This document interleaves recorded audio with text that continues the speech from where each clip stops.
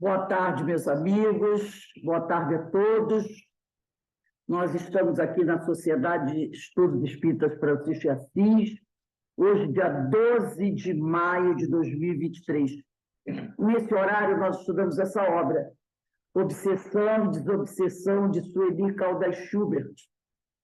E hoje nós vamos estudar o capítulo 3, O Valor da Prece. Eu pedi a vocês, quando eu botei a mensagem no WhatsApp, que nós íamos utilizar o livro A Gênese, de Allan Kardec. Inclusive, eu coloquei até os capítulos que iríamos necessitar da Gênese. Eu pedi para vocês pegarem o capítulo 14, no item 46. Pedi também o Evangelho. O Evangelho eu pedi para colocar no capítulo 27 e no capítulo 10.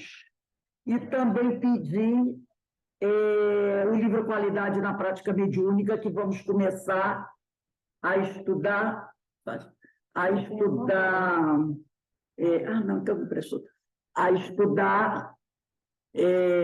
hoje, né? Que nós vamos começar a fazer o estudo. E também pedi a Bíblia, né? Eu até coloquei Tiago, capítulo 5, se eu não me engano, é capítulo 5, versículos de 13 a 16. Então, eu deixei tudo lá no Zap direitinho para facilitar. Então, já que estamos todos aqui reunidos, vamos iniciar nossa reunião fazendo a nossa prece de abertura. Pai amado, Pai de infinito amor e misericórdia, estamos todos reunidos aqui, Senhor, em Teu nome, em nome de Jesus, em nome da espiritualidade amiga, para mais uma tarde de estudos. Rogamos aos amigos espirituais, rogamos ao Senhor a sua proteção, sua força, o seu amparo, para que todos nós possamos prosseguir a nossa caminhada, realizando aquilo que for necessário para o nosso crescimento espiritual e moral. Que as bênçãos do Senhor nos envolvam a todos. Graças a Deus. Bem, como eu falei, nós vamos começar agora o nosso estudo, abrindo o livro da Sueli Caldas Schubert, Obsessão e Desobsessão, na segunda parte. Na realidade, nós estamos na segunda parte do livro, capítulo 3, que trata do O Valor da Prece. Nesse capítulo 3, a Sueli, ela abre trazendo um trecho do livro A Gênese.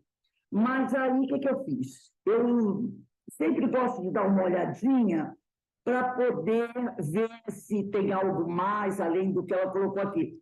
E eu achei interessante e quis trazer para nós. Então, vamos pegar a Gênese aí, né, no capítulo 14, que é o capítulo mais famoso, né? No item 46, no capítulo 14 da Gênesis, fala dos fluidos. Lá no item 46, ele diz assim, que o que interessa para a gente está mais no meio, mas eu vou ler desde o início do item 46. Igualmente como as doenças são resultado das imperfeições físicas que tornam... Oi, Zé Marcos. Alguém quer falar comigo? É porque eu ouvi uma voz. Não fui eu. Vamos lá. Igualmente como as doenças são resultado das imperfeições físicas que tornam o corpo acessível às influências perniciosas exteriores, a obsessão é sempre uma imperfeição moral e dá entrada ao espírito mau. A uma causa física opõe-se uma força física. A uma causa moral é preciso opor-se uma força moral. É claro, não adianta você, a uma causa moral, tentar contrapor uma força física. Não vai resolver. Né? Não vai resolver. Então, a gente lembra muito dos exorcismos, né? Lembra? e se tentava a força, até física mesmo, impedir que o dito espírito diabólico tomasse conta, dominasse aquela criatura, né? Então, era todo aquele aparato, surra de Bíblia e não resolvia nada. Então, o que ele diz aqui? Há uma causa moral, é preciso opor-se, uma força moral. Para preservar-se das doenças, fortifica-se o corpo, claro. Para se garantir da obsessão, é preciso fortificar a alma. É a única forma que se tem para se vencer ou evitar uma obsessão. É o fortalecimento da alma. Vamos agora para o parágrafo 5º. No parágrafo 5º, diz assim: isso ainda não é tudo. Para assegurar a libertação do obsidiado, é necessário fazer nascer nele o arrependimento e o desejo do bem, com auxílio de instruções habilmente dirigidas em vocações particulares, feitas em vista de sua educação moral. Então, pode-se ter a dupla satisfação de liberar o encarnado e de converter um espírito imperfeito. A tarefa se torna mais fácil quando o obsedado, quer dizer, o obsidiado, compreendendo sua situação, traz sua contribuição voluntária e de prece. Então, fica mais fácil você combater uma obsessão quando o obsidiado percebe a situação que se encontra. E aí ele traz a sua contribuição voluntária, que é lutar contra aquela obsessão. E também a prece. Vamos pular um parágrafo aí. No próprio parágrafo de baixo, é o que a Sueli trouxe aqui no livro dela. Ela diz: em todos os casos de obsessão, a prece é a mais poderosa auxiliar para agir contra o espírito obsessor. E a prece, principalmente, não é aquela prece que a gente diz assim: Senhor, me livra desse mal. Senhor, leva, aniquila, faz desaparecer esse obsessor. Aí a gente pergunta: quem é que atraiu o obsessor? Somos nós. Agora, Deus é que tem que se livrar dele? Será? Não seria melhor dizer: Senhor, dá-me forças, sabedoria, para me reeducar e assim não se me tornar um alvo tão fácil dos abutres, e lembrar da mensagem de João, capítulo 8, versículo 11, que serve para tudo, né? Vais e não tornes a pecar.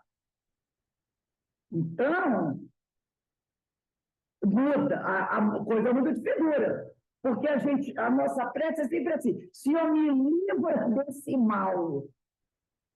Quem atraiu o mal? Somos nós. Então, você arruma o problema e o outro é que vai ter que resolver o teu problema. O problema que você arrumou, que nós arrumamos, não é assim que funciona. Então, muitas vezes a pessoa, né, até nega a existência de Deus, porque ela quer o quê? Que Deus resolva o problema para ela.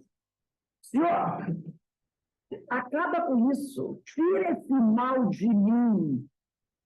E aí, como Deus não vai tirar nenhum amigo espiritual esse mal de mim, aí eu digo o quê? Esse negócio de Deus não existe. Negócio de religião, isso aí, ó, não existe não, porque eu estou aqui rezando, mandei, botei meu nome em tudo quanto é centro, na gavetinha, né? Pedi aos amigos para mandar, vem cá, você sabe onde teu centro? Dá aqui, ó, dá meu nome lá.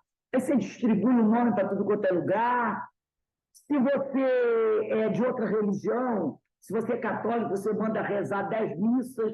Se você é evangélico, aí você pede para o pastor exorcizar e você continua com o mesmo problema. Aí eu disse o quê? Ah, Deus não existe. Porque se Deus existisse mesmo, é verdade que o povo diz aí, ele tinha me ajudado. Espera aí, e você? Qual foi o nosso papel nesse drama todo? Nenhum. Então, aqui na Gênese, ele fala isso, que ele deixa isso bem claro, né? Ele fala da contribuição voluntária, do obsedado e também da prece que ele deve fazer. E tem gente que ainda diz assim, vai lá, reza para mim. Ainda diz assim, né? Reza para mim, reza por mim. E aí você pergunta, e você, está rezando? Não. Não. Tem casos, eu já vi até companheiros, né? Que chegavam assim na reunião de radiação, ou doenças físicas, qualquer que fosse, e diz assim, olha, eu vou botar teu nome lá na nossa irradiação. Agora, a nossa irradiação acontecia, um exemplo, toda quinta-feira às 8 horas da noite, né? Vamos dizer assim. Então, faz o seguinte, quando for quinta-feira, 8 horas da noite, o horário que nós vamos estar lá na casa espírita, fazendo a irradiação, que vamos estar lá, procura você se manter nesse horário em casa, lá no seu quarto, pega o evangelho, né? Enquanto está acontecendo a irradiação, você fica no quarto, durante aquele período, lendo o evangelho. Que aí, e a pessoa diz assim, não, mas você já não vai rezar lá por mim? Quer dizer, nem isso o sujeito queria. Ou então diz assim, vem cá, você ficou rezando lá no horário da radiação. Não, rapaz, eu esqueci. Então, nós somos mais ou menos assim mesmo, né? Nós somos mais ou menos assim mesmo. Vamos lá no livro da Sueli. Vamos lá ver o que a Sueli traz para a gente aí. Ela diz assim, cumpre-nos conscientes ao paciente sob os cuidados da equipe de desobsessão, da importância da prece no seu tratamento.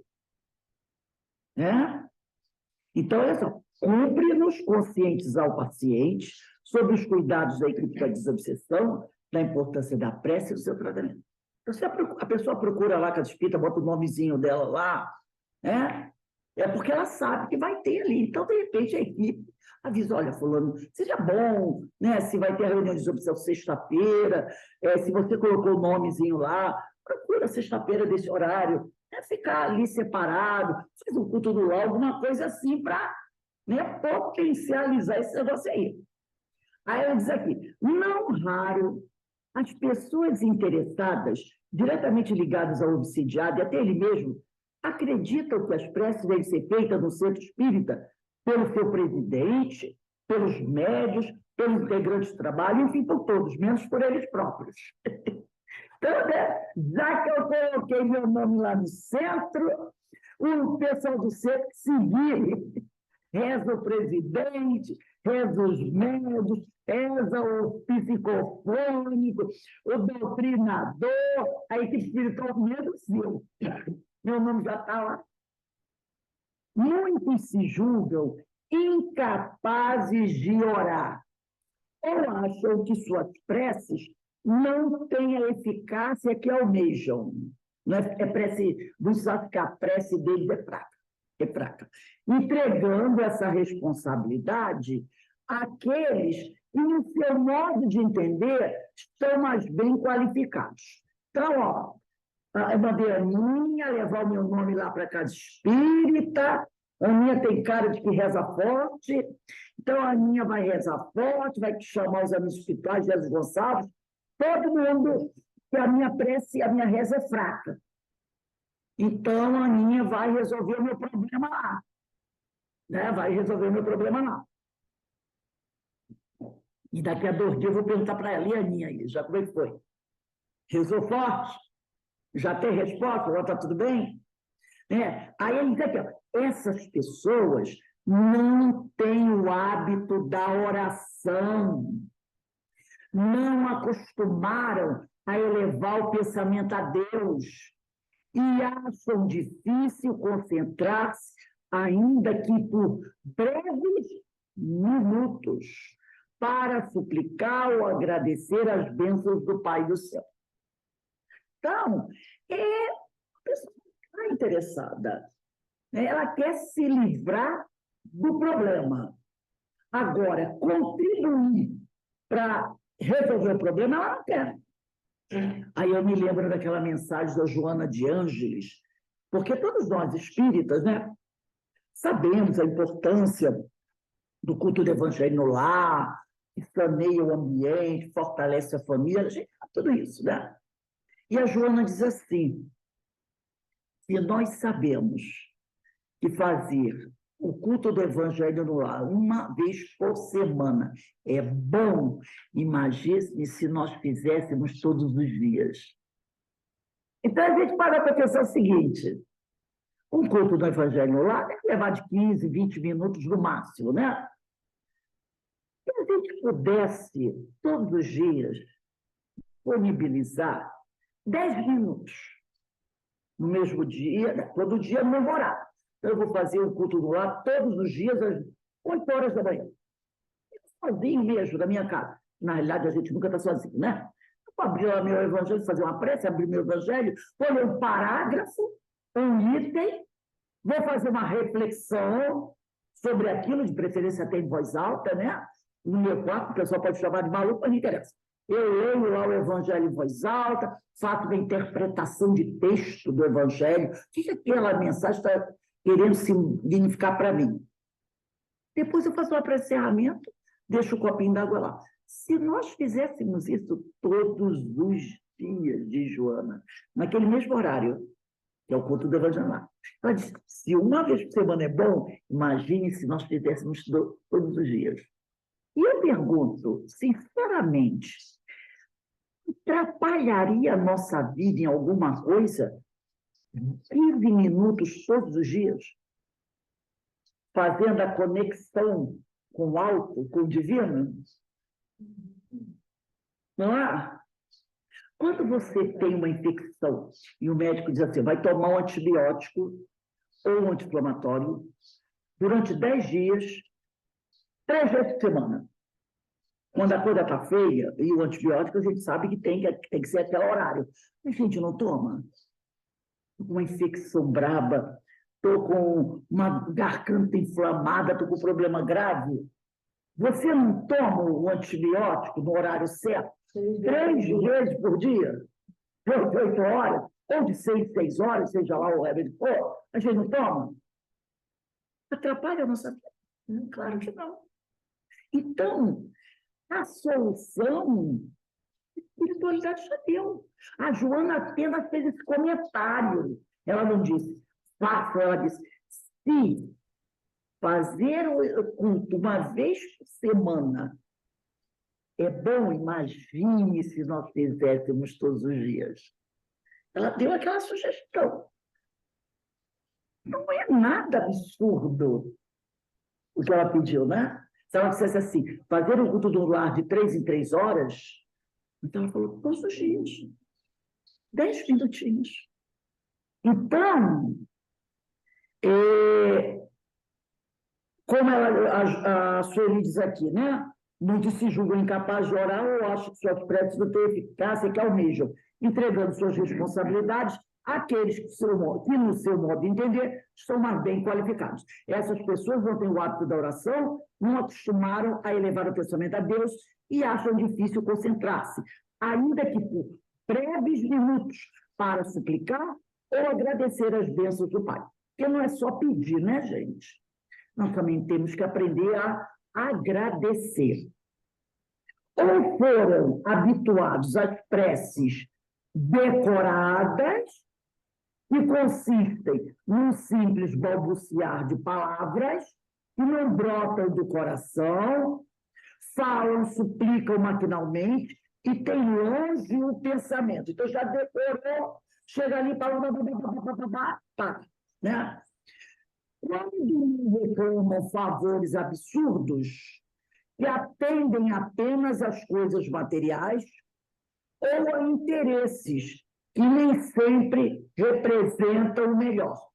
Outros acomodaram-se pelo costume tradicional de encomendar orações a terceiros, consoante suas práticas religiosas. Então, outros assim, não, quando eu preciso, eu mando botar meu nome lá, ou eu me coloco, está resolvido o problema para ele. Então, está se terceirizando, né? É o famoso vamos terceirizar a ajuda. Nada de... Então, eu vou passar para terceiros essa incumbência. Vamos agora pegar o nosso Evangelho segundo o Espiritismo. O Evangelho tem itens. O Evangelho segundo o Espiritismo, no capítulo 27, está lá no final. Capítulo 27, item 4. Dá um tempinho para todo mundo pegar aí. Evangelho segundo o Espiritismo, capítulo 27. Pedi e obtereis.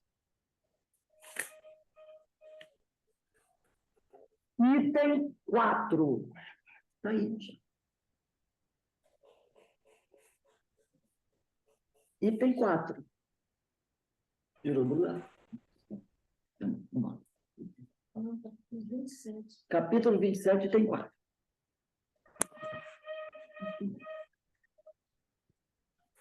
Jesus definiu claramente as qualidades da prece. Página 482. Capítulo 27, item 4.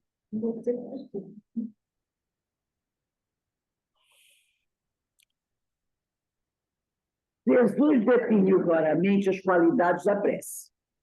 Disse assim: quando orardes, diz ele, não vos ponhais em evidência, antes orai em secreto. Não afeteis orar muito, pois não é pela multiplicidade das palavras que sereis escutados, mas pela sinceridade delas. Então, não é pela quantidade de palavras que nós seremos escutados, tá? Mas pela sinceridade que a gente coloca na nossa prece. Antes de orardes, se tiverdes qualquer coisa contra alguém, perdoai-lhe, visto que a prece não pode ser agradável a Deus se não parte de um coração purificado de todo sentimento contrário à caridade. José Alberto continua a leitura agora. Orai, enfim, com humildade, como publicano, e não com orgulho, como fariseu. Examinai os vossos defeitos, não as vossas qualidades. E se vos comparardes aos outros, procurai o que há de vós de mal. Então, olha só. Antes de orar, se tiverdes qualquer coisa contra alguém, perdoai-lhe, visto que a prece não pode ser agradável a Deus, se não parte de um coração purificado de todo sentimento contrário à caridade. Então, veja só o que ele está falando aqui. Se nós vamos fazer a nossa oração, primeiro, você precisa o quê? Purificar o seu coração. Não adianta você fazer uma prece se você está com o coração, né, cheio de mágoa, cheio de raiva de alguém. Página 482. Por quê? Porque a tua prece não vai ter, sabe, aquela qualidade. Não vai ter. Então, ele diz aqui, se não parte de um coração purificado de todo sentimento contrário à caridade, a espiritualidade não vai ser boa para você. Ela não vai te atender. Você quer benefícios para você, mas você não é capaz de perdoar, de desculpar o outro. Então, lembra da oração do Pai Nosso? Pai, perdoai-nos na medida que eu perdoo. Se eu não sou capaz de perdoar, por que eu vou ser perdoado? Não é verdade? Não serei perdoado. Né? Então, a gente percebe, está muito claro. Aí ele diz aqui, orai, enfim, com humildade, como publicano, e não com orgulho, como fariseu. Examinai os vossos defeitos, não as vossas qualidades. E se vos comparardes aos outros, procurai o que há em vós de mal. Então, antes de me comparar ao outro, eu tenho que primeiro analisar o que eu tenho de mal e procurar corrigir. Agora, vamos lá no capítulo 10 do Evangelho segundo o Espiritismo. Capítulo 10. Capítulo 10.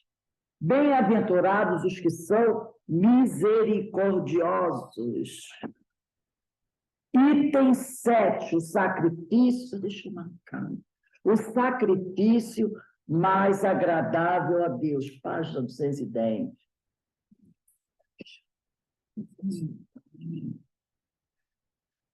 O sacrifício mais agradável a Deus. Item 7. Se, portanto, quando fordes depor vossa oferenda no altar, vos lembrardes de que o vosso irmão tem qualquer coisa contra vós, deixai a vossa dádiva junto ao altar e diante reconciliar-vos com o vosso irmão, depois então voltai a oferecê-la. Mateus capítulo 5, versículo 23 e 24. Quando diz, e de reconciliar-vos com o vosso irmão, antes de depordes a vossa oferenda no altar, Jesus ensina que o sacrifício mais agradável ao Senhor é o que o homem faça do seu próprio ressentimento.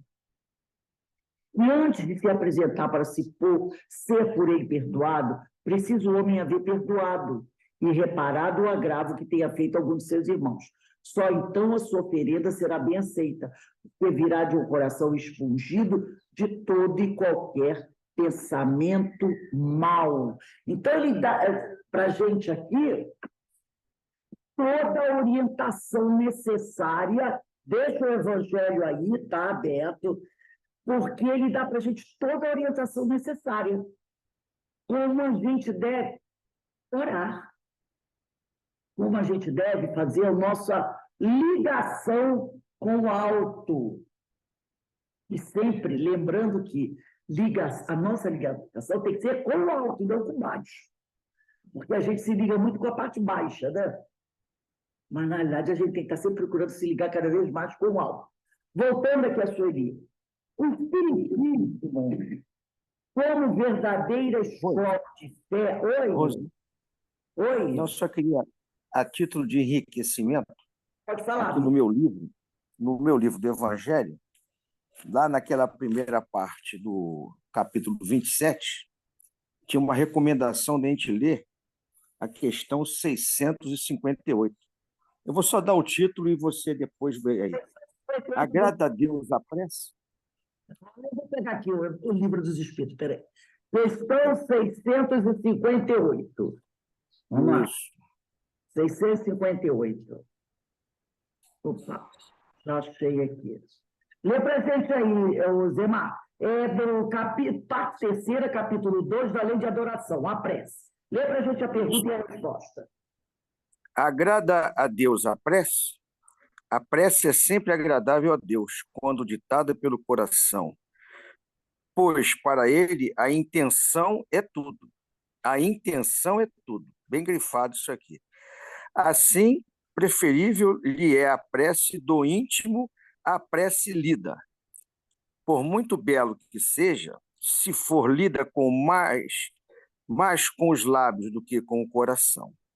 Agrada-lhe a prece quando dita com fé, com fervor e sinceridade.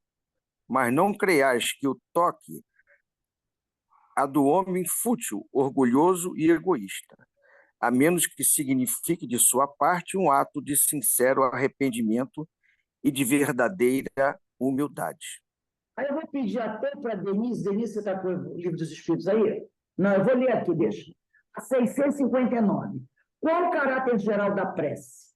A prece é um ato de adoração. Orar a Deus é pensar nele, é aproximar-se dele, é pôr-se em comunicação com ele. Olha, né? Foi uma boa lembrança dos Marcos, essa questão. Olha essa 659. Orar a Deus é pensar nele, é aproximar-se dele, é pôr-se em comunicação com ele. 3 coisas podemos propor-nos por meio da prece: louvar, pedir e agradecer. Reparou? Eles não cortaram o pedir.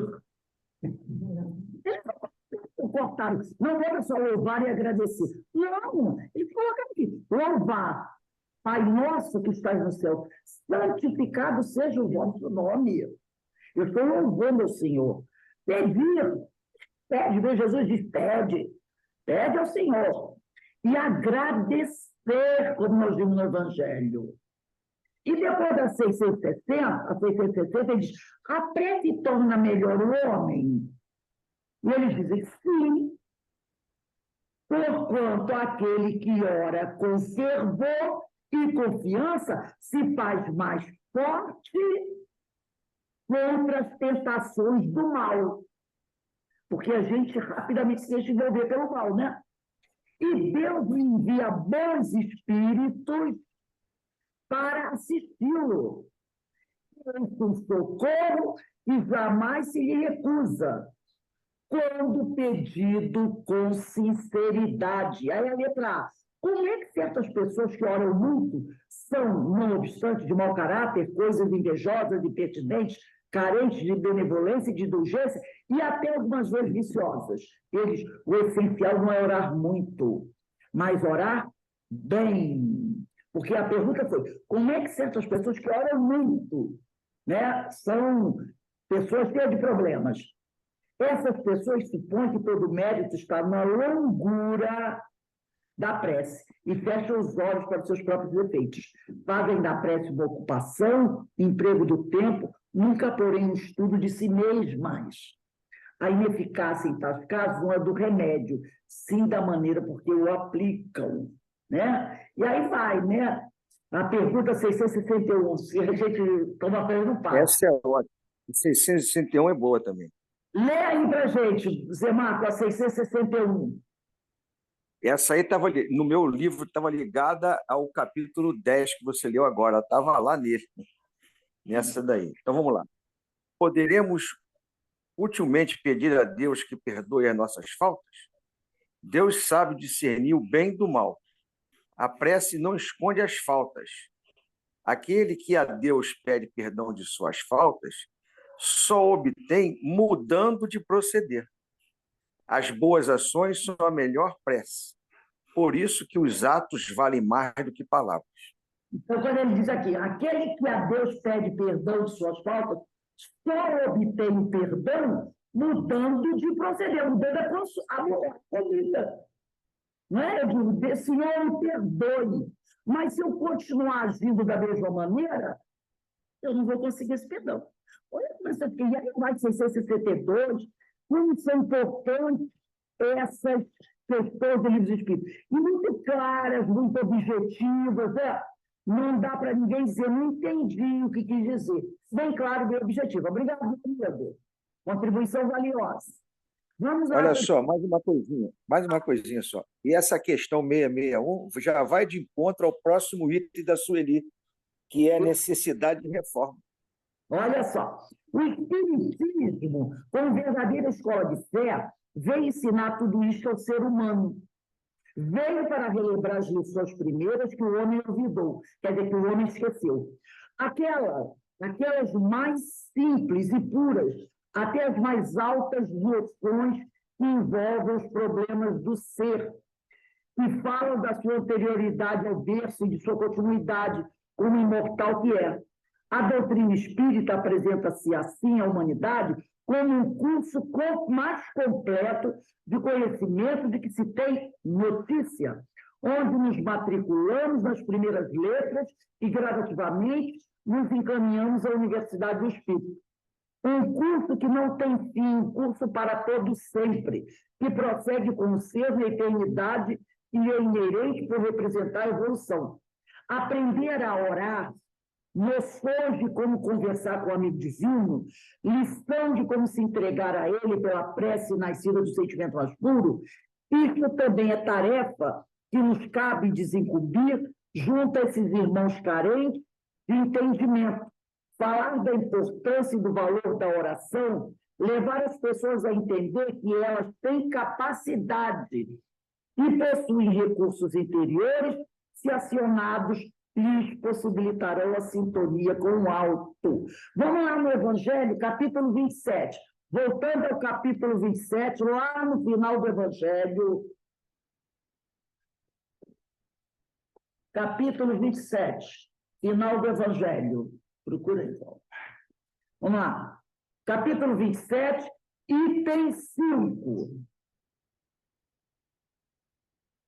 Capítulo 27, item 5. Eficácia da prece. Diz assim: seja o que for que peçais na prece, crede que o obtereis e concedido vos será o que pedirdes. Marcos, né? Então, eu vou ler aqui um pedacinho, onde ele diz assim: há quem conteste a eficácia da prece com fundamento no princípio de que, conhecendo Deus as nossas necessidades, inútil se torna expor-lhes. É o máximo da preguiça, não é? É o máximo da preguiça. Vou rezar para quê? Deus não sabe tudo? Sabe o que eu estou precisando? E acrescento os que assim pensam, que achando-se tudo no universo encadeado por leis eternas, não podem as nossas súplicas mudar os decretos de Deus. Continua agora. Sem dúvida alguma, há leis naturais e imutáveis, que não podem ser abrogadas ao capricho de cada um. Mas daí a crer que todas as circunstâncias da vida estão submetidas à fatalidade, vai grande distância. E assim fosse, nada mais seria o homem do que instrumento passivo, sem livre-arbítrio e sem iniciativa. Nessa hipótese, só lhe caberia curvar a cabeça ao julgo dos acontecimentos, sem cogitar de evitá-los. Não deverá ter procurado desviar o rádio. Deus não lhe otorgou a razão e a inteligência para que ele as deixasse sem serventia. A vontade para não querer, a atividade para ficar inativo. Sendo livre o homem de agir no sentido ou no outro, seus atos lhe acarretam e aos demais consequências subordinadas ao que ele faz ou não. Há, pois, devido à sua iniciativa, sucessos que forçosamente escapam à fatalidade e que não quebram a harmonia das leis universais.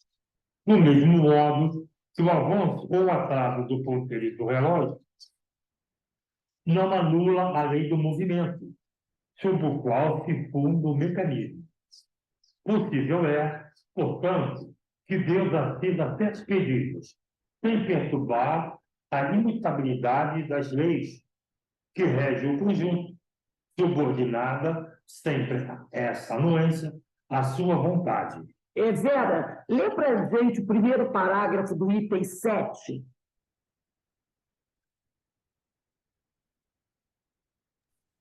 Sou eu? Isso, primeiro parágrafo do item 7.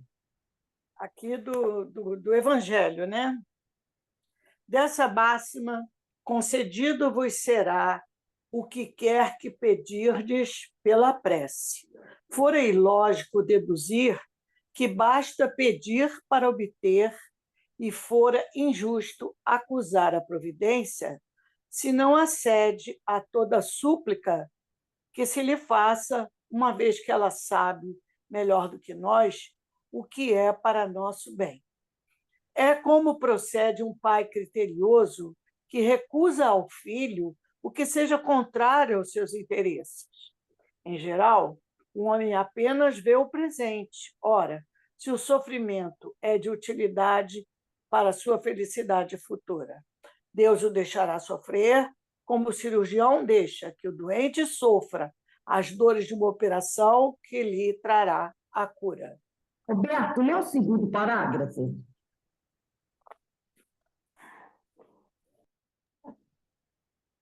O que Deus lhe concederá sempre, se ele o pedir com confiança, é a coragem, a paciência, a resignação. Também lhe concederá os meios de se tirar por si mesmo das dificuldades, mediante ideias que fará-lhe surgiram os bons espíritos, deixando-lhe dessa forma o mérito da ação. Ele assiste os que se ajudam a si mesmo, de conformidade com esta máxima: ajuda-te, que o céu te ajudará. Não assiste, porém, os que tudo esperam de um socorro estranho, sem fazer uso das faculdades que possuem.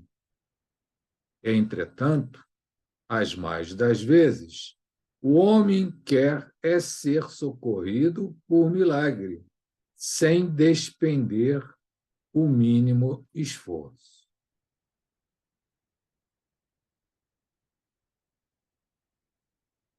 Na realidade, Sem som. é isso. Nós queremos que Deus faça a parte dele e nós ficamos ali assistindo de camarote sem querer fazer nenhum esforço por se melhorar. Então, vamos voltar aqui a Sueli. Aquele, pois, que estivessem em condições de compreender isso, e tais explicações sejam dadas para que desenvolvam pelo próprio esforço as suas potencialidades.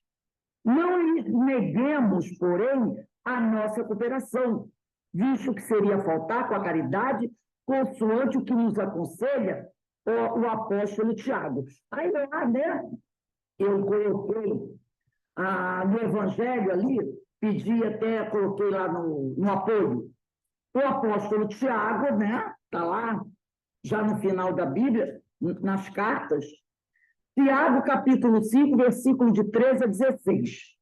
Está escrito assim, o apóstolo Tiago escreve assim: alguém entre vós está triste?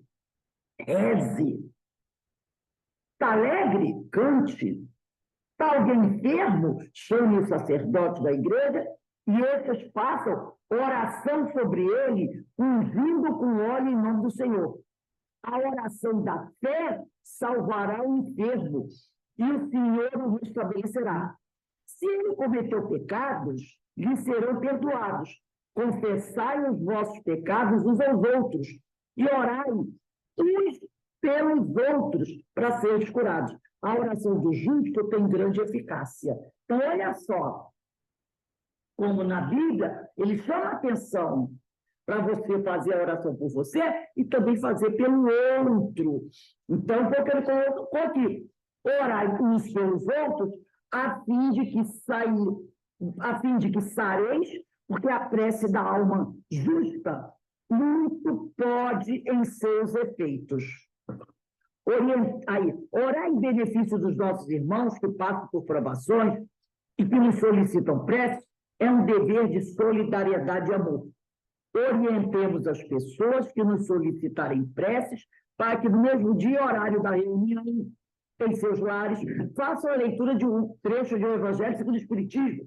Quando você sabe que seu nome está na irradiação, quando você sabe que você mesmo botou seu nomezinho lá para a reunião de desobsessão. Então, sabendo o horário da reunião, nesse horário, fique em casa, né, lendo um trecho do Evangelho, da Bíblia, do livro doutrinário, é o que ele está dizendo aqui. E, em seguida, que orem também, explicando-lhes que esse proceder lhe propiciará a sintonização dos benfeitores espirituais, colocando-os em posição de receptividade. Esse procedimento, a par de incentivá-los a orarem com regularidade, leva-os a assumirem gradativamente a parte que lhes compete no tratamento. Porque você pede a Deus que te ajude, mas você tem que fazer a sua parte. E tem produzido excelentes resultados conforme depoimento espontâneo dos próprios interessados. A gente quer ser ajudado, mas a gente também tem que colaborar com a espiritualidade nesse tratamento. Não é passar para a espiritualidade essa responsabilidade e você fica ali a Deus dará. Não é? Como eu pedi a vocês, eu disse que hoje, como nós temos ainda um tempo, nós íamos começar a fazer a leitura do livro Qualidade na Prática Mediúnica, do projeto Manuel Filomeno de Miranda. Tá? Então, nós vamos acompanhar, porque a Sueli, daqui a alguns capítulos, ela vai começar a falar diretamente sobre a reunião mediúnica, né? E como esse livro, Qualidade na Prática Mediúnica, é um livro maravilhoso, nós vamos começar também sempre reservando um horário nesse curso para nós começarmos a fazer a leitura do livro Qualidade na Prática Mediúnica, que é um livro de perguntas e respostas. Então, o livro é esse, Qualidade na Prática Mediúnica, projeto Manuel Filomeno de Miranda. Tá? Então, nós vamos começar aqui no primeiro capítulo, que trata da apresentação. Então, diz assim na apresentação: a partir da década de 20, o conceito de qualidade total passou a resumir as condições para a sobrevivência de qualquer organização, sobretudo aquelas criadas para a prestação de serviços, e constitui uma filosofia de gestão hoje presente nos 4 cantos do planeta: no Japão, nos Estados Unidos, da Europa, a Ásia, da China ao Brasil. A definição mais abrangente que encontramos na literatura especializada é do professor Kaoru Ishikawa, uma interpretação que se poderia dar à qualidade. É que ela significa qualidade de trabalho, de serviço, qualidade de informação, de estrutura, qualidade de pessoas, qualidade dos objetivos. Deduzimos assim que qualidade, vista sob a ótica de uma organização, instituição, seja qual for o seu porte ou finalidade, representa um esforço de qualificação geral, tendo como consequência a realização de tarefas, de procedimentos cada vez melhores, esforço esse alinhado e sintonizado com as expectativas dos interessados e envolvidos nos serviços. A equipe do projeto Manuel Filomeno de Miranda, que é formado, né? Quem tiver o livro, é só olhar aqui no final do show, tem a foto deles, né? Da equipe do projeto Manuel Filomeno de Miranda, que é formado pelos nossos irmãos José Ferraz, Nilo Calazans e João Neves. Contava também com o companheiro Geraldo de Azevedo, afastado das atividades por motivo de saúde. Então, ele diz aqui: a equipe do projeto Manuel Filomeno de Miranda, em 10 anos ininterruptos de trajetória doutrinária, cujo enfoque tem sido centrado na área da mediunidade, vem perseguindo essa meta, esse esforço de qualificação da prática mediúnica, promovendo cursos e seminários na Bahia e em outros estados, sendo conhecidíssimo suas obras anteriores nesse campo, reuniões mediúnicas e vivência mediúnica, constando da primeira a classificação, definição e forma de operacionalização de 22 padrões de qualidade propostos para as reuniões de intercâmbio. Neste novo pioneiro e didático trabalho, a equipe do projeto, dando continuidade a esse esforço concentrado de melhoria contínua, o Kaizen dos japoneses da prática mediúnica, nos oferece valiosos depoimentos de 3 fontes de inquestionável credibilidade. Na primeira parte, os espíritos Joana de Ângeles, João Cleofas, Manuel Filomeno de Miranda e Viana de Carvalho respondem através de textos extraídos das obras psicografadas de suas autorias das grandes questões que envolvem os labores mediúnicos, a exemplos de animismo, sintonia, afloramento da mediunidade, etc. Continue para a minha leitura. Lê mais um parágrafo aí. Na segunda parte, o médium e tribuno Divaldo Franco faz profundos e elucidativos esclarecimentos em torno de 10 segmentos do modus operandi.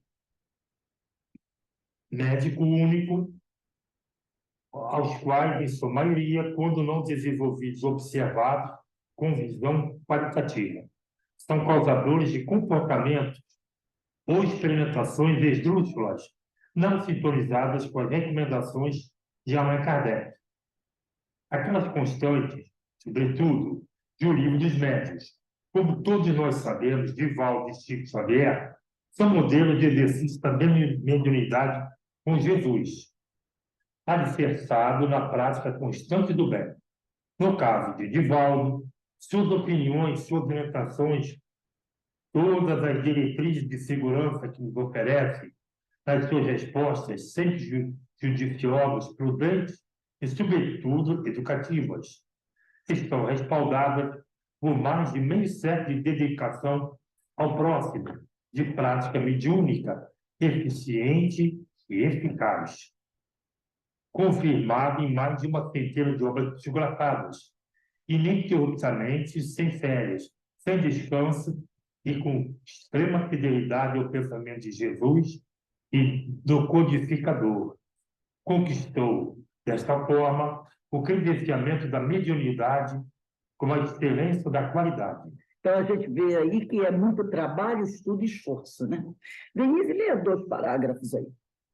E na terceira parte, os membros do projeto respondem sobre qualidade, organização, equipe e resultados, abrindo seus comentários com uma abordagem acerca da trilogia de Joana de Ângeles: espiritizar, qualificar, humanizar, e sua aplicação à prática mediúnica.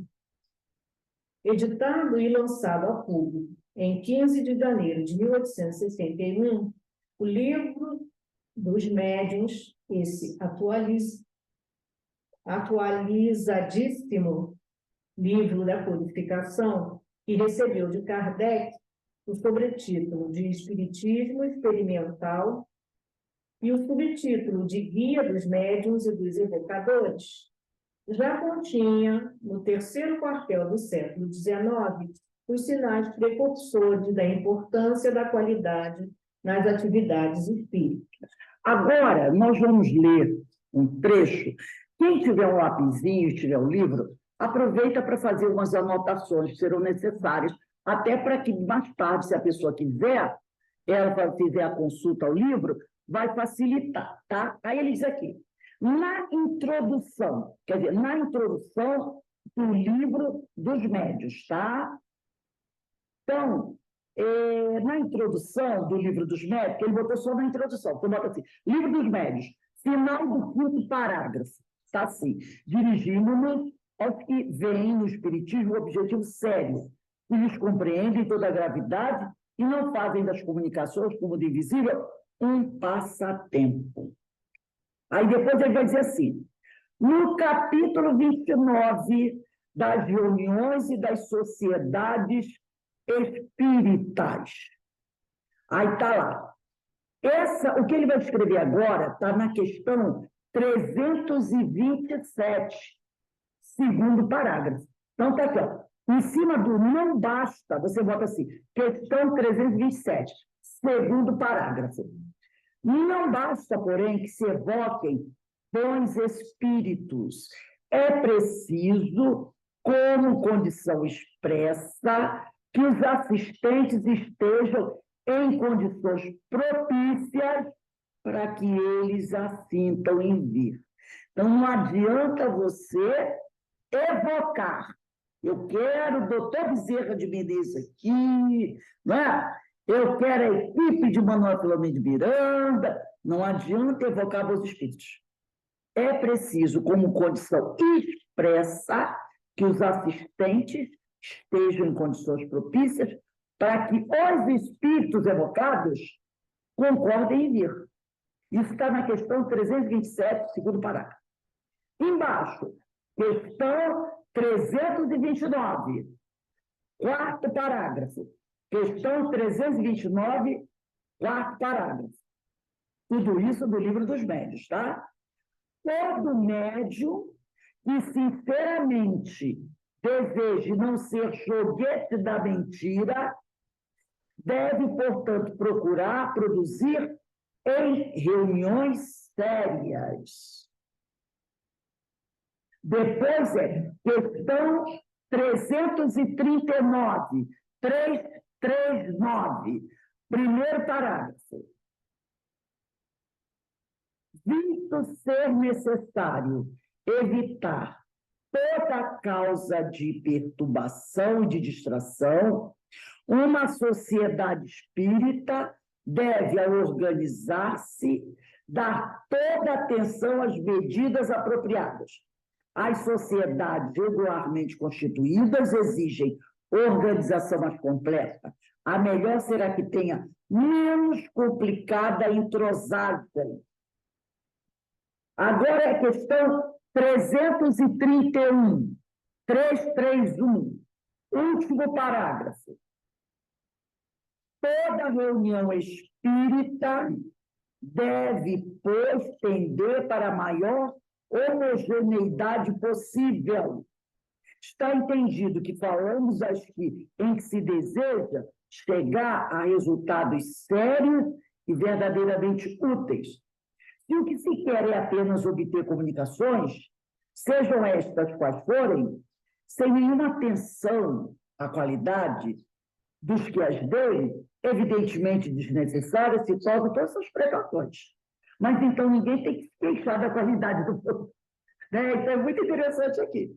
Se você não está fazendo questão de ter uma reunião organizada, com médios disciplinados, com médios que estão estudando, com médios que se esforçam por se melhorar, tudo bem. Faça a sua reunião. Mas não reclame do que aparecer, do produto, do resultado da reunião. Não é verdade?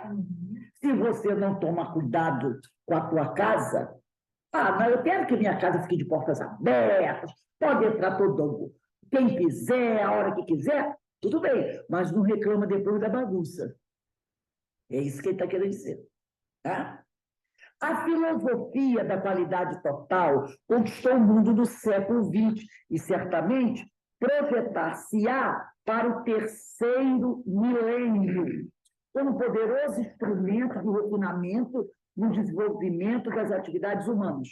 Porquanto, a sua prática requer clima de confiança entre dirigentes e colaboradores. Afinidade, né? Capacitação, participação e comprometimento de todos os envolvidos com a organização. Buscar cumprir com excelência a finalidade para a qual foi criada. E a busca permanente da perfeição, da motivação e da satisfação plena de todos os que participam da vida da organização. As instituições espíritas, verdadeiros paradigmas, bases das organizações do futuro, onde o intercâmbio com as entidades elevadas do mundo espiritual forjará os trabalhadores espíritas do amanhã, precursores do advento da Terra, mundo de regeneração, devem também buscar esse recurso de gestão como forma de torná-las atuantes e competentes. O movimento espírita, que tem como atividade meio à unificação, né, que esse é um dos objetivos, e como atividade fim principal, promover o estudo, a difusão e a prática da doutrina espírita, muito terá a ganhar com o conteúdo desta obra, que enriquecerá o cabedal de conhecimentos de dirigentes, médios, doutrinadores e assistentes da prática mediúnica, que pode ser considerada a excelência da caridade em face da sua elevada missão de libertar a consciência. Né? O que é isso? É auxiliar o espírito da busca do conhecimento da verdade, o que requer a busca constante da espiritização, da qualificação e da humanização. Constitui-se para mim uma honra e um privilégio apresentar este livro, parabenizando os autores pela iniciativa. Salvador, Bahia, 15 de dezembro de 1999, Adilton Pugliese, né? Então, aqui, vamos para outra página, qualidade na prática mediúnica. E aqui eu vou pedir para cada um ler. Então, por exemplo, Denise vai ler o primeiro parágrafo, Ana Brito vai ler o segundo, Vera, se você tiver o livro, lê o terceiro e o Beto... Eu não achei o meu livro, Rose. Tá legal. Eu tenho, mas não achei. Eu vou procurar, estou anotando aqui. Depois eu vou ver. Travassos, tá? E tem um livro. Então, a Vera Travassos, se tiver com o livro, lê o segundo. O Beto daqui lê o terceiro. Alberto, você tem? Então, tá. Vamos ler esses três aqui. Denise, Vera Travassos e Alberto. Estou procurando.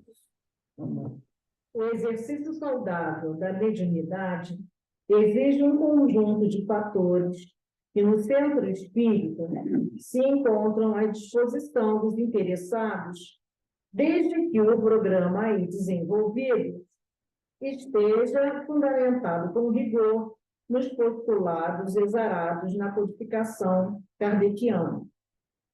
A mediunidade é uma faculdade portadora de intrincados, sutis e complexos mecanismos, que tem muito a ver com o passado do medianeiro, bem como se relaciona com as suas possibilidades de serviço e de integração no programa de iluminação da própria e de outras consciências. Vera Travassos, lê o terceiro parágrafo, por favor. Porta estreita, invariavelmente, é instrumento de autoencontro e de crescimento moral espiritual. Uma ponte por onde transitam os espíritos que permanecem vinculados àqueles que prosseguem reencarnados nas paisagens terrenas.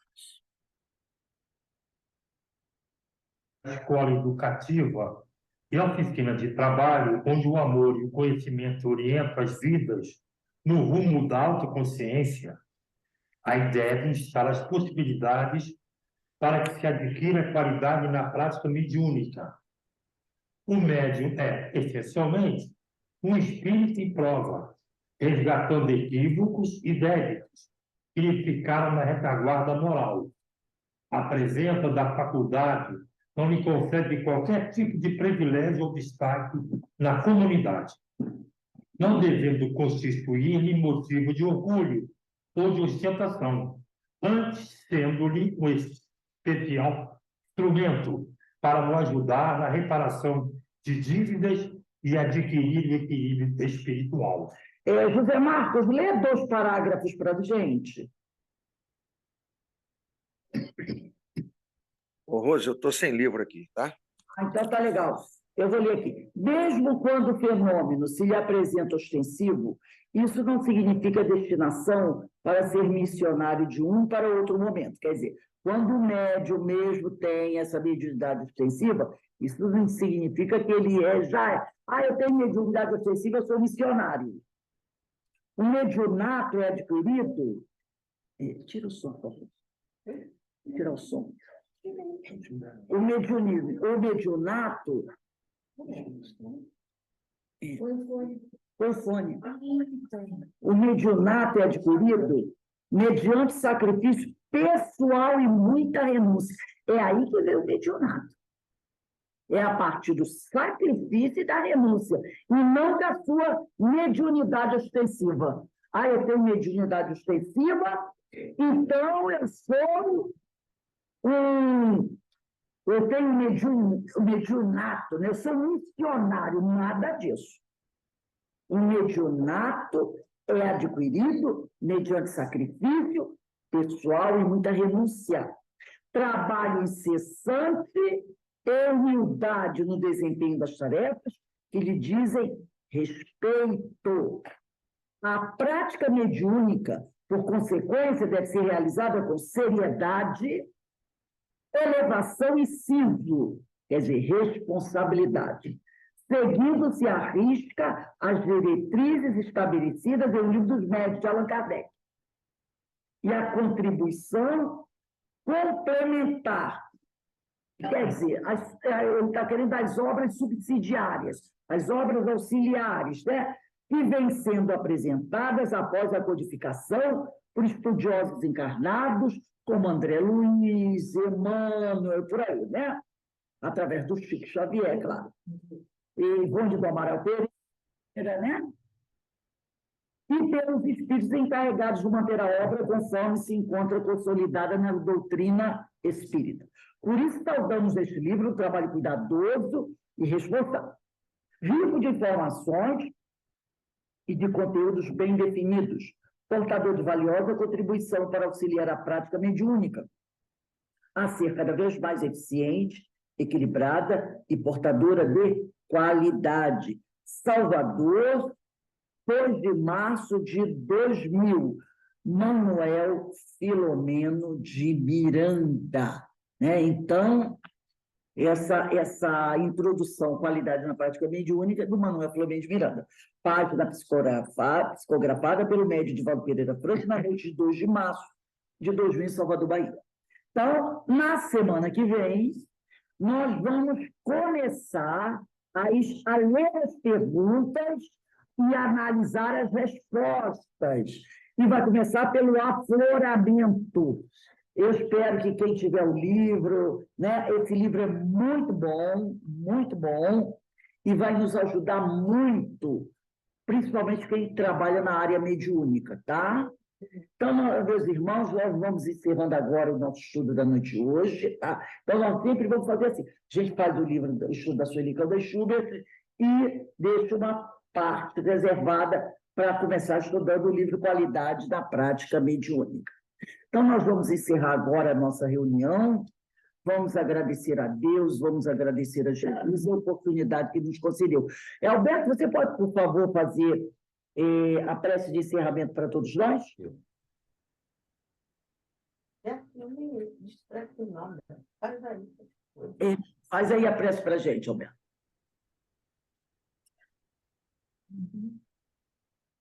Agradecido, Senhor, por esse momento em que nos debruçamos sobre assuntos tão necessários para o nosso aprendizado e que possamos, Pai, ser fortalecidos na compreensão da verdade e que possamos nos instruir para compreendermos esta fenomenologia da mediunidade tão necessária para todos que estão necessitando de amparo, de auxílio. Tanto aqueles que possuem esta capacidade mediúnica, como aqueles que encontram-se necessitados de amparo na pátria espiritual, necessitando de uma palavra, de um consolo, de uma mão amiga para podê-lo aliviar de suas aflições. Obrigado, Pai. Obrigado ao Mestre Jesus por todos esses ensinamentos, agradecidos ao Espírito de verdade, aos Espíritos do Senhor, que nos disponibilizaram esta doutrina que nos permite navegarmos pelo mundo da relação dos encarnados e desencarnados, a navegarmos no mundo do invisível, onde estaremos no futuro, a par de todas as nossas conquistas, desfrutando aquilo que fomos responsáveis pelas nossas conquistas. Agradecidos sempre a esta espiritualidade que nos auxilia, que nos inspira e que nos dá um suporte. Portanto, estejamos todos agradecidos por mais um dia de estudo, por mais um momento de reflexão. Que estejamos ao término desta prece, agradecidos ao Pai e ao Cristo, e que estejamos com o Senhor e com Jesus em nossos corações, hoje, agora e sempre. Graças a Deus. Bem, meus irmãos, um abraço a todos. Eu queria dizer a vocês que amanhã não teremos o curso das obras de Paulo. Eu vou descer para o Rio amanhã de manhã para passar o Dia das Mães aí no Rio com a minha mãe, né? Então, eu não vou poder fazer o nosso estudo das obras de Paulo, tá bom? Um belo Dia das Mães para todas e um abraço para todos nós, porque todos nós já fomos mães em algum momento, né? Até os homens aqui já foram mães, tem muitas filhas e filhos do plano espiritual. Então, ó, um beijão para vocês. Tchau, gente. Fiquem em paz, que o Senhor nos abençoe. Então, segunda-feira estaremos de volta com o estudo do Livro dos Espíritos. E amanhã não vai ter o estudo das obras de Paulo, tá bom? Tchau. Fiquem com Deus, que o Senhor nos abençoe a todos. Boa tarde, bom final.